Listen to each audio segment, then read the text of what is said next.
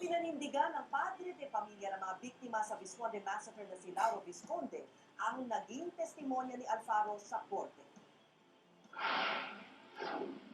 Star witness dati si Jessica Alfaro sa paglilitis ng Visconde Massacre taong 1995. Pero giit ni NBI Special Agent John Hera na naging close-in security ni Alfaro, testigo siya sa kasinungalingan nito. Jessica Alfaro is a fake. She is a fugazi. She is a fake witness. I am a witness to 2 incidents wherein Jessica Alfaro committed a grave mistake. Sabi ni Hera, gusto na niyang isiwalat ang katotohanan tungkol sa naging star witness ng kaso. Pero ibubunyag lang daw niya ang mga nalalaman niya sa harap ng korte.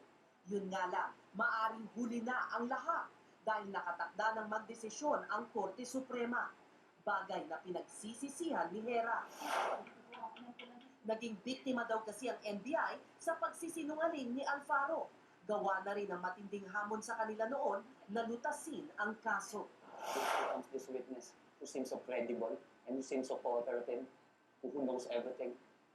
Nobody would refuse her during those times. Dati nang nabalita na may relasyon si Hera kay Alfaro, pero itinanggi ito ni Hera. Kaya raw naggalit si Alfaro. Tinanggal na rin si Hera sa serbisyo matapos masangkot umano sa insidente ng carjacking.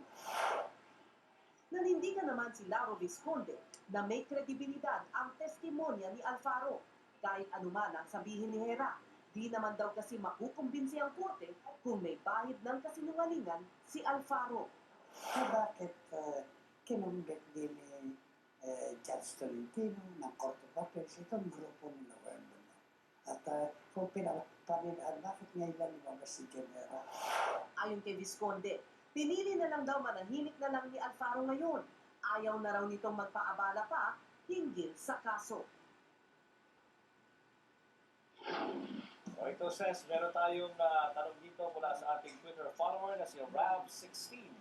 If fake po si Jessica, bakit pinag-aaksayan pa po siya ng panahon and bakit now lang po siya nag-talk?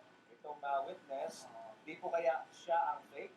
Ang sagot ni John Hera dyan kasi, 2002 lang siya umalis sa NBI. Actually, tinanggal siya. Syempre, ayaw niyang salungatin ang mga boss ng NBI. Kaya hindi siya makapagsalita. So noong pa kinikim-kim niya na yun, Sabi yung niya. informasyon na yun. Oo, Kaso kaya gusto na napakatagal ng niyang panahon. isiwalat ang katotohanan na yun. Yun ang sabi niya. Ayun. Okay. Ito, isa sa mga kinagigiliwang panoorin ng mga pamilya tuwing panahon ng Kapaskuhan ay yung mga dolphin shows. Pero